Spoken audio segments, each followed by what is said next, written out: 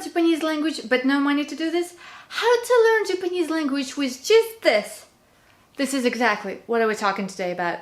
Minasan, konnichiwa! Welcome to my channel Nihonno Neko. I'm Daria and here we talk all about Japanese language learning. In today's video, we're gonna look at 5 apps for Android that you can use together to learn and improve your Japanese language. And we are gonna start with the simple app called Japanese. Now, Japanese is a nice vocabulary for Japanese language.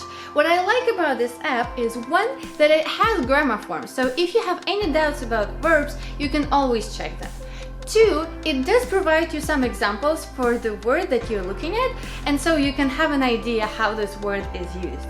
Another thing that is nice about this app is that you can create multiple lists with words and then create the flashcards and practice those words using the flashcards from this app. And the flashcard system that they have is really nice. You're swiping left or right depending if you remember word or not, and the app is tracking your progress, letting you know how many words you have started to learn, memorize, and so forth and so on. So this is really nice feature. What I don't like about this app, on the other hand, is that it doesn't really give you an opportunity to search for kanji. Yes, you can check the kanji within the word that you're searching for, but if you don't know the reading of the kanji, you kind of have no choice there. Another thing that I would love this app to include is the searchability of examples, because I've used some other apps on iPhone that have this feature, and it's really nice to be able to just search within examples rather than search for a single word.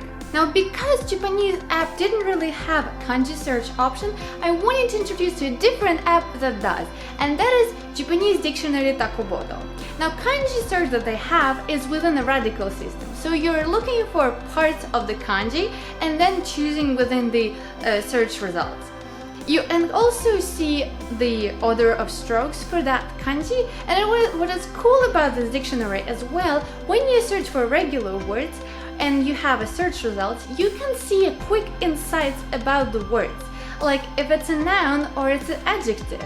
Can this noun be used with suru, and so forth and so on. It also provides you with some grammar insight as well as some examples. However, I would say flashcards option that this app particularly has is quite primitive, and so the Japanese app, the previous app's flashcard system, is much more easy to use and understandable. Now, having dictionary is nice, but what are we gonna actually do with those dictionaries? We need to learn the language. And for this, my first suggestion is Easy Japanese. And this app has news articles, easier than the regular news, that you can read and listen at the same time.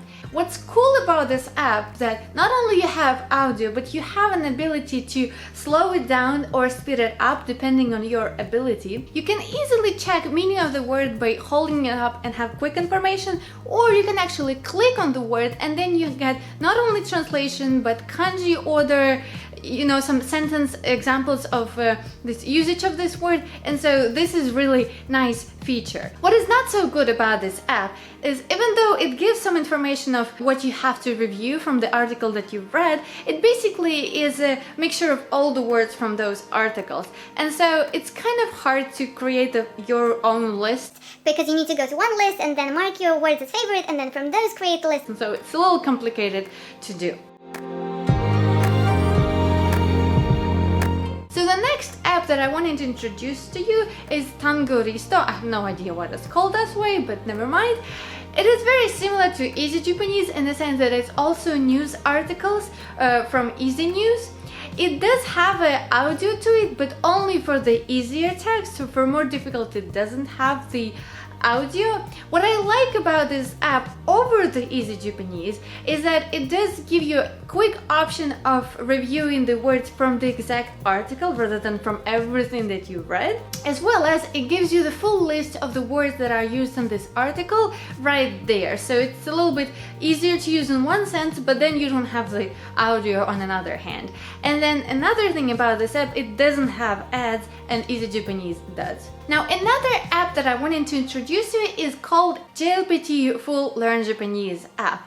It is a great app in terms of how much value is packed within it, because you have all 5 levels from N5 to N1 with all the parts: grammar, reading, listening, vocabulary, and kanji.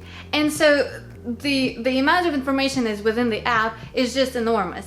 And the grammar explanation is really nice because you have a bunch of examples of the same grammar, and so you can compare and kind of understand really well. I would say, however, as the downfall of this app is it does have sometimes some mistakes, as well as some audio is missing, so that is kind of a thing to watch out for. And so if something doesn't make sense, it's not necessarily you, but it might be the app. However, I would say that the value that it provides very much outweighs all the downfalls. And the bonus app that I wanted to introduce you today is Japanese conversation Poro. Now, this is maybe not the main app that you would learn from, but what is nice about this is that it's really real conversation. ああ、どうしよう。たかしの熱が下がらない。今日は日曜日だしな。 They're real in speed, they're real in the words and the situation that is used, because the previous apps are more news focused, and the audio that it has is a little more like very focused, proper, blah blah blah, where here you can actually experience normal Japanese speed. However, the downfall of this particular app is that it does have ads, and they're kind of annoying, so every now and then it will try to show you a video, but you know. And those are all my apps for you for today. You can find them all in the description below. I hope you liked this video. If you did, make sure to give us a thumbs up and subscribe to this channel. I'm Daria, and I have a video every Sunday for you. And until then, じゃあね!